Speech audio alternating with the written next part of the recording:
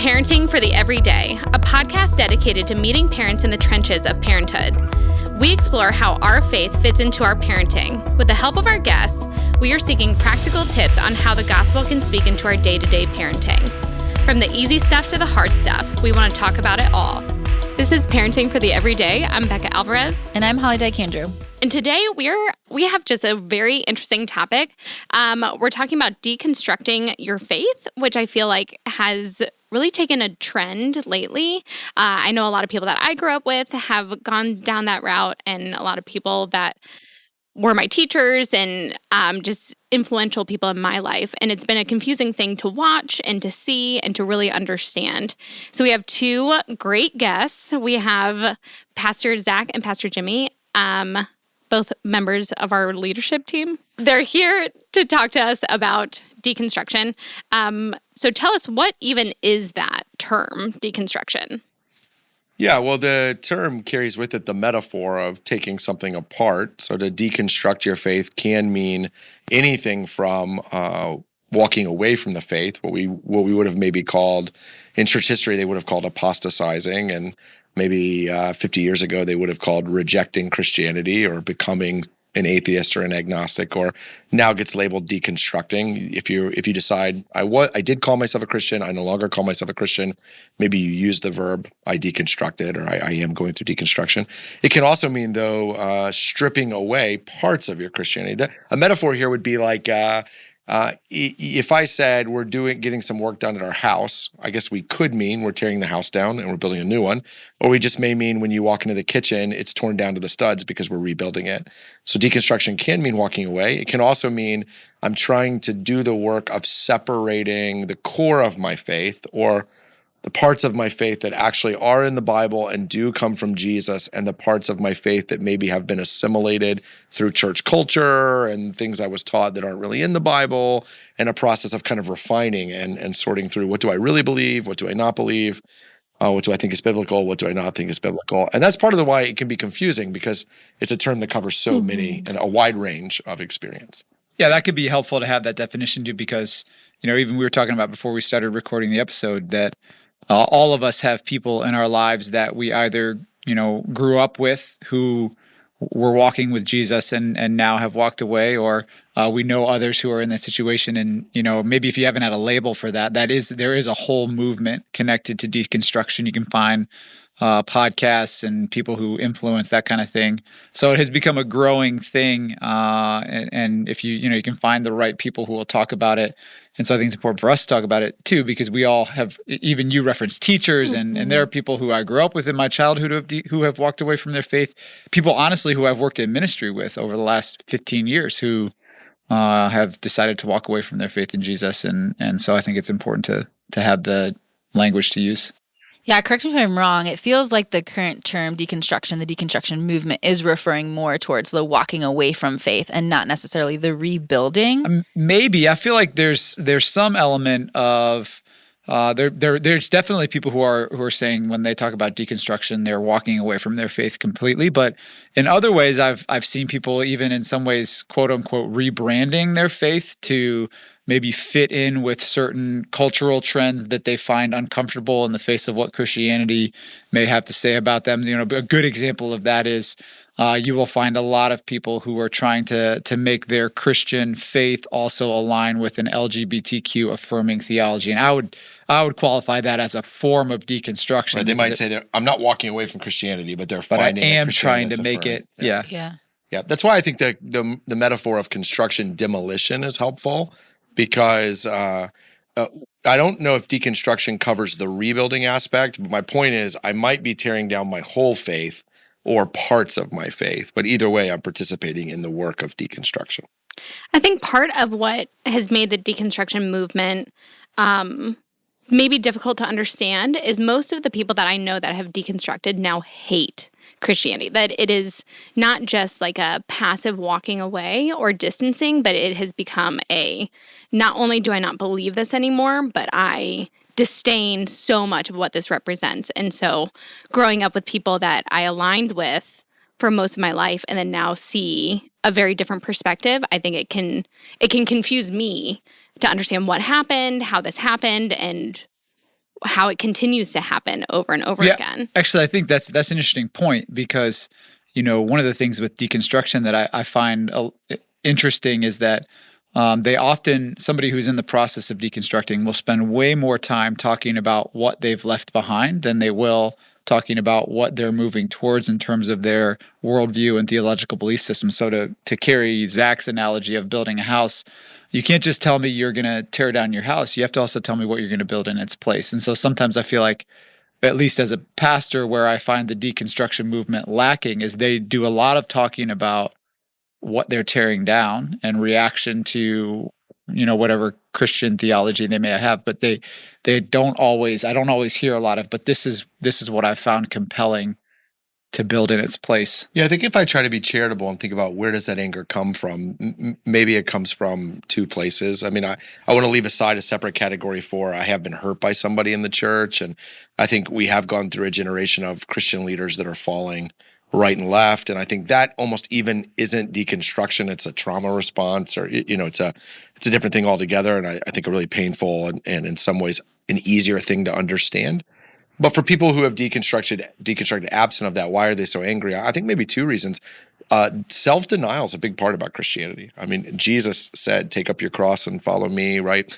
Anyone who loses his life will gain it, right? If you try to gain it, you lose it. So Christians are in the habit of saying no to a lot of things, and that can cost us. And, Paul will say in 1 Corinthians that if the resurrection isn't true, then we are of all men most miserable. And I think he has in mind, we have lived a certain way because of this fundamental belief. And if that fundamental belief proves to be false, then we have denied ourselves a lot of things that we might have otherwise enjoyed. And I think there's some anger that comes from, hey, I said no to some things that I wish I hadn't said no to. And I think that's part of it. I also think part of it is a very natural rebellion against the idea of God. Paul says in the book of Romans that, part of what leads us down the road to sin and even to rejection of God is a desire to be in control, a desire to push back against the idea that we're the created and not the creator. And some of that's bound up. And I guess my thing with deconstruction is if I said to you, I'm going to get a divorce from my wife, and you said, why? And I said, well, when you're married, you have to go to bed at the same time, and I like to stay up, or, I feel like I've got to mow the grass at my house, but if I lived on my own, I could live in a condo, and I wouldn't have to. At some point, you would say to me, yeah, okay, all right, let's leave those two. What about Amy? Do you love her? Did you ever love her? I never really hear people work through that. And so I think in some ways, people are angry that they have been led down the road to self-denial in what I think was ultimately a Christless Christianity. I don't think they ever had an actual relationship with Jesus. And so what they're doing is, man, I bought into this system that cost me, and it would be like being married without Amy. I got to go to bed at a certain time, get up at a certain time. At a certain point, I'd be like, this is crazy. I hate that. And I would even hate marriage, quote unquote, because I missed the central point.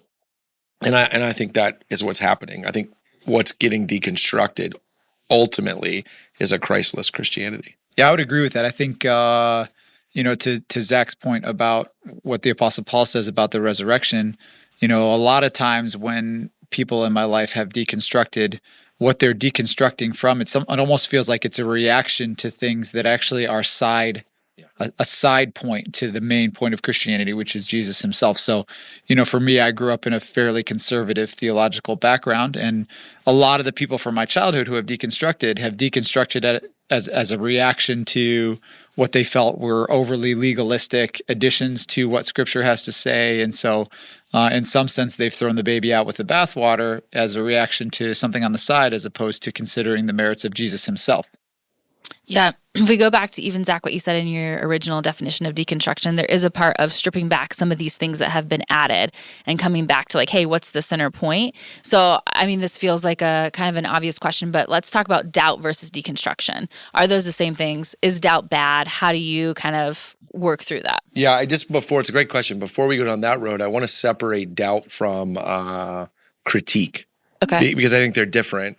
Doubt to me is about the substance of, can I trust the Bible? How do I know if I can trust the Bible? Did Jesus really raise from the dead? Those kinds of things. That's worth talking about. But I think some of what fuels deconstruction isn't even that substantive. It's a critique of evangelical Christianity, of American Christianity, of the culture that has emerged around Christianity. What do we do with our money? Where did, it's like, I grew up in the 90s, so it was like the whole true love waits, I kiss dating goodbye culture. And if that's what you're deconstructing, like I'm trying to figure out what is real Christianity versus that's what the New Testament does. The book of Galatians is deconstructing legalism. The book of Corinthians is deconstructing license. The book of Philippians is deconstructing a somber, morose, divisive understanding of Christianity. So we should always be doing that. I mean, the Protestant reformers had a quote where they would say, we should always be reforming, always asking, is this biblical? Is this what Jesus wants? So some of it is people don't have the theological categories they need. So they think if I am critical of American evangelical Christianity, that must mean I'm no longer a Christian. Or if I'm critical, that must mean I'm down the road. And there's a cottage industry of deconstruction. So the minute you go, hey, I don't know if American evangelical Christianity is getting it right, then all of a sudden you get all these people who are like, hey, keep pulling on that thread and we'll help you and we'll make money off of it and next thing you know, you're denying the faith when really you were asking the same questions that the Apostle Paul was asking in the New Testament, and they were good questions. So I think critique is saying, hey, it's like, you've heard the expression, chew the meat, spit out the bones. That's critique. That's healthy deconstruction. What's meat? What's bones? What's good? What's bad? What should I get rid of? Does that make sense? I think that's an important distinction. No, that's good. Because I think a lot of people start there. They don't wake up one day and go, the whole resurrection thing, I'm not sure. Some people do, but I think a lot of people start with some expression of Christianity and go, is this real? Is this legitimate? So I'd put that in that category. And even thinking about someone who says, well, I'm doing that, or my kids are doing that, I would say you should lean into that. Like just let the Bible drive it. Just when you're parsing out what's good, what's bad, what's healthy, what's not, let the Bible drive that. In terms of doubt, I think the Bible makes clear that doubt is a regular part of the human existence. I just think about doubt as like a meter that, kind of goes, you can be really doubting or a little doubting, or I think there's probably a line where once you cross it, you are no longer doubting, you're denying. And that would be when you start to say, I don't think this is true. I'm struggling with this, but I don't think it's true. But I think the Bible's full of instances of doubt, whether it's the psalmist saying, God, where are you? And how can you love me when this is happening? Whether Thomas saying, I've got to touch the scars to know, Jesus, that you're real. I think that's a normal part. Probably if you live long enough in the Christian faith, all of us will go through some experience of doubt. Yeah, I think doubt is primarily more of an apologetic and maybe a theological concern or question. I think things like, I'm not sure about the resurrection, and I'm not sure about Jesus' divinity. I'm not sure about, I think deconstruction, to Zach's point, does, I think sometimes it feels like that is much more connected to the way that Christianity has been practiced than it is connected to the substance of what Christianity teaches. And that's how I would differentiate them. I would say that if you're what I would call doubt would be looking at the actual teachings of Christianity, who Jesus is, what he came to do, his person and work, and having questions about that. Whereas if it's like, how has my church or the American church or the church writ large practiced Christianity, and is that the right way? That's criticism that probably ends in deconstruction. So I think it's important with doubt, you have to triage and ask yourself, what kind of doubt am I having? And I think that the test of that is whether or not you're willing to do the work. I think the comparison I'll make, and it's a sad one, but is when I see marriages unraveling, like in my work as a pastor, there are couples that come in and they say it's not working. And you say, okay, well, can we put a plan together and they say, absolutely. Like we want to, and then there are other couples where usually one of them is saying, I'm just not sure if it, and what they're really saying is, I'm already seeing someone else. Almost always. And that's heartbreaking. I feel like when someone says, I'm just not sure about the whole resurrection thing. And I say, hey, you got to work through N.T. Wright's book, The Resurrection of the Son of God. I know it's like 700 pages, but it's awesome. And I promise you, there's not any questions you're asking that he isn't going to speak to and at least investigate. And they say, I just don't know. And I think, yeah, we're not talking about doubt here. And I think that's the thing is, and I don't I'm not trying to be cold, but doubt is not that person's issue. Because if it was, you'd go look, Thomas said, I'm not sure. And Jesus said, well, come. And if Thomas said, no, I don't need to touch you, I'm okay, then doubt wouldn't have been his thing, right? Judas doubted, but doubt wasn't his thing. Autonomy was. He wanted things done his way. And I think, unfortunately, a lot of people that I meet that are in the doubting, deconstructing phase, I think really what's driving is they want freedom. They want freedom. And they're rejecting the authority of God. And they'll wrap that up in something that feels unassailable. I'm just not sure about the resurrection because I think the average Christian won't know what to say to that. Okay, well, I'll pray for you. And it becomes a conversation defeater. Whereas if they said, I'm just not sure because I really want to live life my own way, the average Christian, I think, could aim at that. I think so. It's a line of defense. That's not what they're saying. Yeah. Yeah. Zach, you mentioned that doubt is a pretty normal thing for everyone to experience. As parents, is that something that we should let our kids see? Is that something that we need to have like this very strong faith so that they can see us never fail, or invite them into that doubt to see how we navigate? Great question. It's probably a nuanced answer. I mean, for younger kids, I probably wouldn't invite them in. I think it would be too disruptive for them and they don't understand it. In the same way that if I have a fight with Amy, my wife Amy, and our 7 and 5-year-old are in the car, we're probably capable of fighting in front of them without them knowing it. Whereas with my teenagers, I'm going to have to engage them because they are aware and I'd probably do doubt the same way, right? So with a 5-year-old, I wouldn't be talking about it. With a 15-year-old, I probably would. But that's why I think I need to classify, is this legitimate doubt in which I'm investigating and seeking answers? That'd be powerful to invite your kids into. If it's doubt that's really driven by desire to do what you want to do when you want to do it, I'd actually be honest and say that, versus causing my kids to think I woke up one day and found a legitimate claim against the resurrection, because you didn't. And I wouldn't want to give them, it's almost like I'd want to love my kids enough to let them work through that on their own and just be honest and say, I think I want to live life my own way and not, or I'm struggling with obedience, right? I'm not struggling with doubt, I'm struggling with obedience. And even that can be good for your kids to see and hear, and but let's make sure, I think we got to love our kids enough that we're being really precise. There could be something really powerful about if your family is going through a hard thing, being able to say that to your kids, hey, this is really hard and it might feel hard to see God here. Let's work through that together. That could be really powerful that your kids could then use to be able to do that when you're not around. Yeah, I just think you want to inject that with optimism. We're going through something really hard. We're asking some tough questions. We see that in the Bible. People go through hard things, they ask tough questions, but God typically comes through and shows up. So we're going to be praying as a family that He will come through and show up. Does that make sense? Like it's just a different sense than, hey, we're going through some hard things and we don't know if we want to do life God's way and we don't know if we even think there's a God and we don't, I mean, that framing is just so important, I think. Again, even in some ways to keep your kids at neutral so that they can make their own decision about their faith versus you, the most influential person in their lives, framing things negatively. Would you say that you would, if you are experiencing doubt as a parent, you ought to wait until you get theoretically or through the valley, so to speak, to where you're starting to have some resolution to that doubt, as opposed to saying, I'm here, I have no idea what's going on, I'm disoriented, I'm going to invite you into that disorientation? Yeah. Well, I think what I'm saying is if the kids are young enough, I just wouldn't bring them into it at all. And I would keep bringing them to church.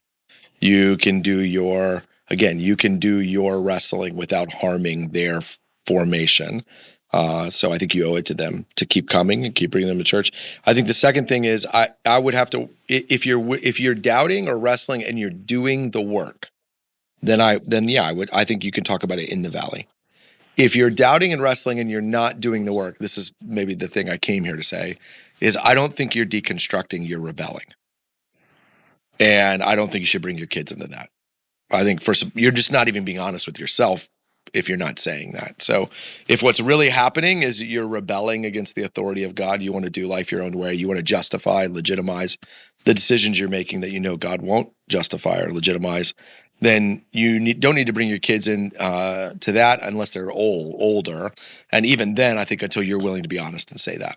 Because otherwise you give the kids the sense that something cataclysmic happened that caused a faith crisis, but that isn't it at all, actually. It's just you want to do what you want to do. And they've been wanting to do that since they were toddlers, so they will understand that. Don't frame it as an intellectual struggle if, in fact, that's not what it is. All of us have kids that are growing up in Christian circles, whether it's church or Christian school. And at some point, our kids will have to find their own faith. My dad makes the analogy that you eat the meat whole and then you throw it up and then eat it again. Yeah, no, it's a good one. But that really is very true. And so as parents, when our kids start to go through that, one, is that different than deconstruction? And then two, how do you help them through that? How do you guide them, or even just stay calm yourself as they go through that? I think I would say that's probably different than deconstruction, because I think that, there are natural developmental stages that kids go through as they become teenagers. This is something when I was working in student ministry here, we would talk about a lot, because I work specifically with middle school students, is that they're moving from very concrete black and white thinking to be able to understand abstract concepts. So an 8-year-old who would just take the resurrection of Jesus or the story of Jonah at face value, because they're like, well, that's what you said, so it must be true, is different than a 13 or a 14-year-old who's going to say, hold on a second, I've been in school and a person being swallowed by a fish or a man raising from the dead. This doesn't seem like it aligns. And so I think I do think that's a natural part of the development of a child as they get older and older, and something that when I was working in student ministry, we would see a lot of, I think. And from the parent perspective, I haven't experienced this myself yet, because my oldest child is only 9, and she very much takes things at face value. Someday she won't, and it's going to be different. I can see how that would be terrifying, though, for your 14-year-old to come to you and say, yeah, I don't buy it. It doesn't make sense to me. People don't raise from the dead. How can you tell me that Jesus has risen from the dead? And so I wouldn't run from it. I think it ultimately, every one of us, as a part of the process of coming to faith in Jesus, if you're an adult who is walking with Jesus right now, you have had to in some way navigate and reconcile these doubts. So I think figuring out a way to help our kids do that, and not, I think one of the worst reactions I could see, and sometimes would see when it would happen with kids in our ministry, is just a panic that shuts down the question.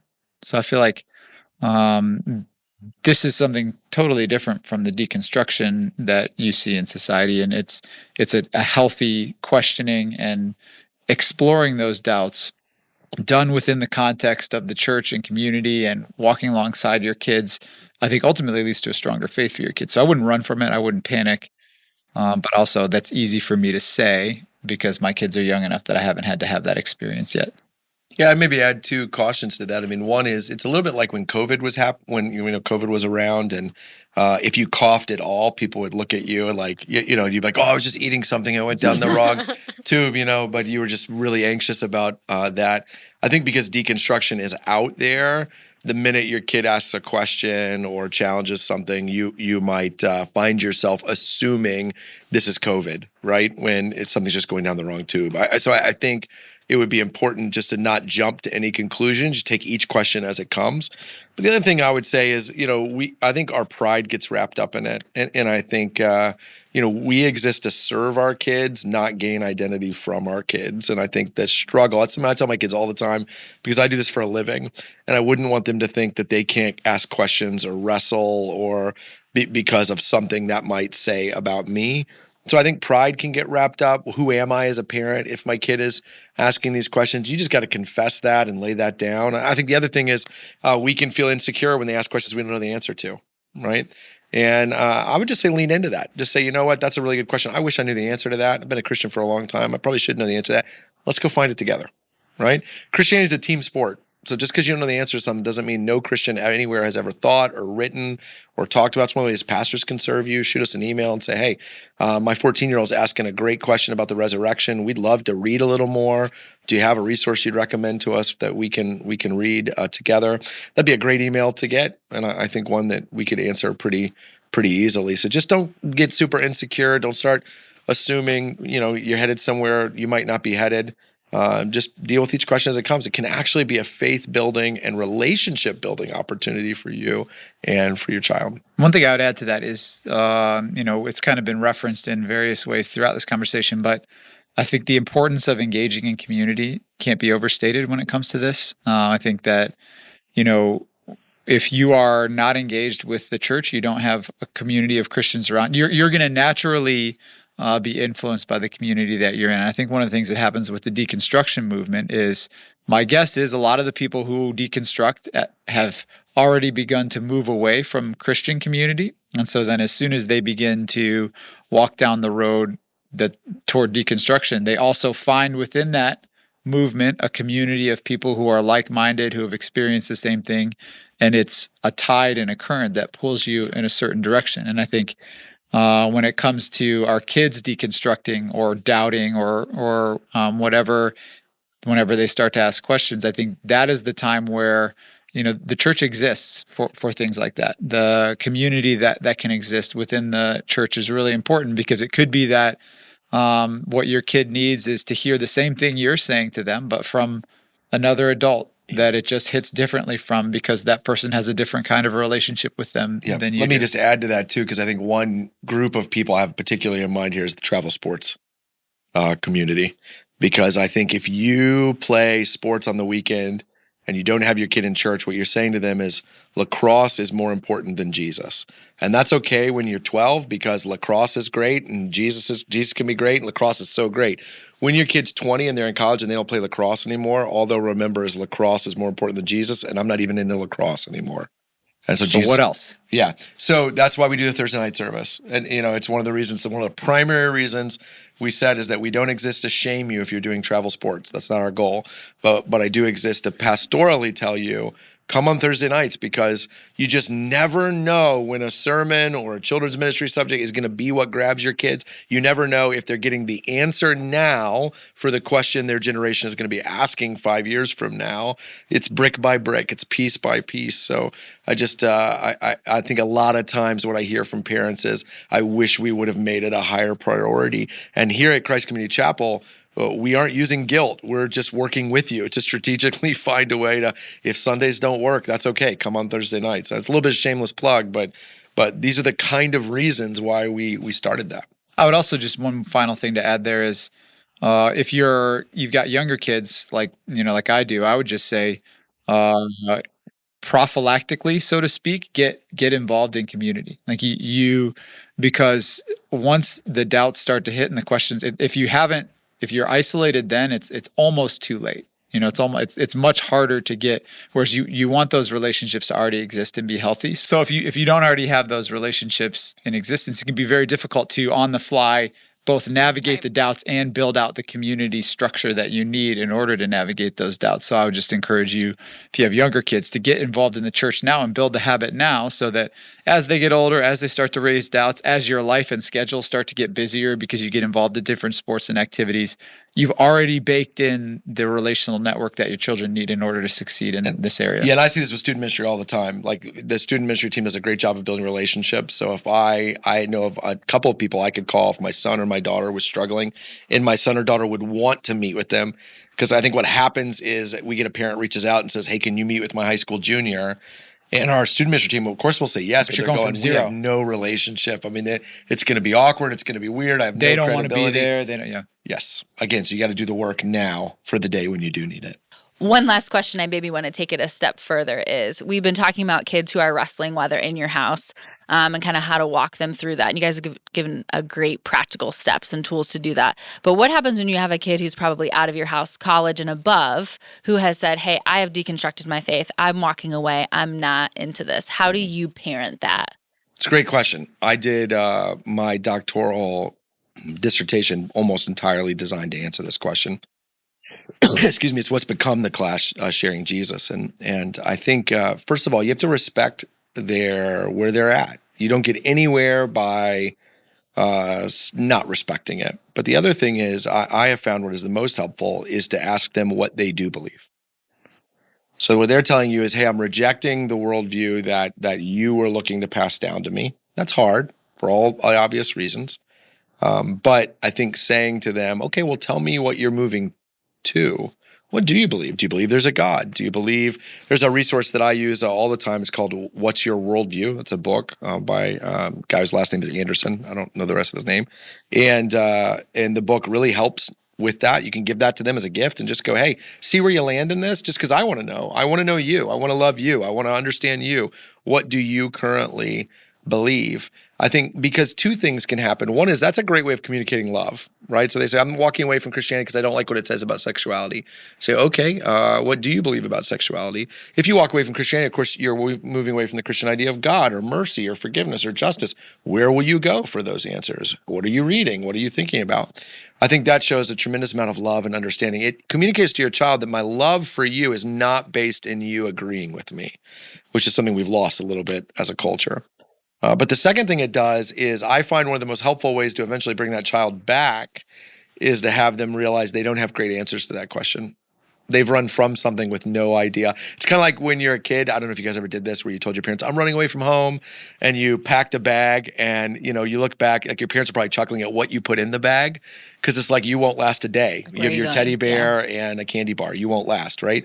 But you weren't thinking about where you were heading. You were emotionally responding to where you didn't want to be. I find a lot of people in this stage of life, that's where they are. So in that scenario, I think you ask them, by asking them questions about where they're headed, they might not want to leave what was pretty good to start with. Yeah, that's good. That's like the long game. I feel like my initial reaction would be panicked of like, oh my gosh, you can't walk away. This is your eternity. This is this. And so that's a good reminder to be like, no, we're playing the long game here. Yeah, I will say, with a lot of the relationships I've referenced before, people that I've grown up with, who I've seen walk away from their faith, I think if I could identify, a parental, I don't know, mistake, that a lot of parents have done what Zach describes and saying, well, since you have decided to walk away from your faith in Jesus, then that essentially means you're walking away from not just relationship with God, but also a relationship with me. And I think from my perspective, again, my kids are young enough that this is not yet a problem for us, but I would hope that should that scenario present itself, my response would be the understanding that continued relationship creates the platform for conversation. But if you just cut it off and just say, okay, you've walked away from your faith, so don't come home for Christmas, then you lose all opportunity to have any kind of hope of at least, God can do anything in any circumstance, but if you are not going to probably be involved in that child eventually coming back to their faith. Yeah, and I'll just say, if you're listening, you go, man, I've already messed it up. It's not too late. Go back to them and just own it. Hey, I didn't respond well to this. I wish I would have listened. I wish I would have sought more understanding. I wish I wouldn't have connected my love to your affirming what I believe. What do you believe? Can we talk about that? I would love to hear it. No agenda, just want to hear it and know it. You'd be surprised how much restoration. Most of us desire healthy relationships with our parents, and I think your child probably does too. They might just be looking for more of the healthy side. So if that's on you, then I think seek restoration. Well, this has definitely been a difficult topic, but you guys have given such insightful answers. Thank you for being here. Thank you for doing your research and just being such areas of wisdom in such a difficult topic. This has been Parenting for the Everyday. Tune in next time.